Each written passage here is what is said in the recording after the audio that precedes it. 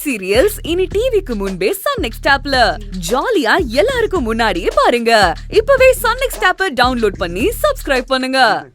நீங்க திரும்ப திரும்ப அமுதாவையே சொல்லிட்டு இருக்காதீங்க. ஐயோ, அமுதா அதை பண்ணிருப்பான்னு என்னால யோசிச்சு கூட பார்க்க முடியல வல்லவன். நீங்க வேற எதையோ மனசுல வச்சுக்கிட்டு தான் அமுதாவை தப்பா நினைக்கிறீங்க. கபிலன், நான் தப்பாலாம் நினைக்கல கபிலன். இங்க பாருங்க, இத பண்ணதெல்லாம் கண்டிப்பா அமுதாதான். இன்னொன்னு சொல்லுவா புனிதா, அவளுக்கு உன்னை பிடிக்கல புனிதா, அதனாலதான் இந்த மாதிரி கேவலமான காரியத்தெல்லாம் அவ பண்றா. ப்ளீஸ் வல்லவன், நாங்க ஏற்கனவே குழப்பத்துல இருக்கோம். நீங்க வேற எதையாவது சொல்லாதீங்க. அமுதா மேல எங்களுக்கு எந்த சந்தேகமும் இல்லை.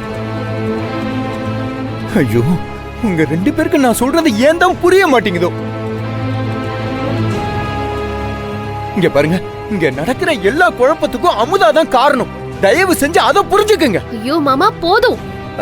இங்க பாருங்க, இங்க நடக்கிற எல்லா குழப்பத்துக்கும் அமுதாவே காரணமா இருக்கட்டும். அதனால எனக்கு எந்த பிரச்சனையுமே இல்ல.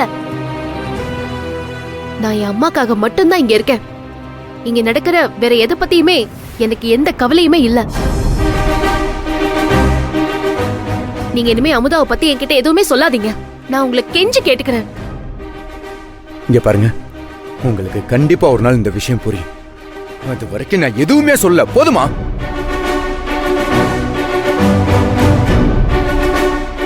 இங்க நடக்கிறதெல்லாம் பார்க்க பார்க்க எனக்கு ரொம்ப வெறுப்பா இருக்கு. உங்க அம்மா பாத்துக்குதான் இப்ப தெய்வானியும் அமுதாவும் இருக்காங்கல்ல புனிதா, இன்னும் நம்ம இங்க இருக்கணுமா? இனிமே தான் கபிலன் நாம இங்க இருக்கணும். இது வரைக்கும் யாருன்னு நம்ம கண்ணுக்கு தெரியாத எதிரி இப்பதான் என் கண்ணு முன்னாடி வந்து சவால் விட்டுருக்கான். இந்த நேரத்துல நான் இங்க இல்லனா என் குடும்பத்தை யார் பாத்துப்பா? கபிலன், இந்த நேரத்துல என்னால அம்மாவை விட்டுட்டு எப்படி வர முடியும்? அதுவும் இல்லாம தெய்வானியும் மணிகண்டனையும் பாத்தீங்கல்ல, அவங்க அம்மாவுக்கெல்லாம் எதுவுமே பண்ண மாட்டாங்க.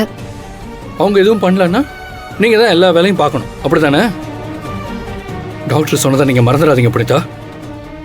அமுதாவும் தெய்வானியும் சின்ன பசங்க.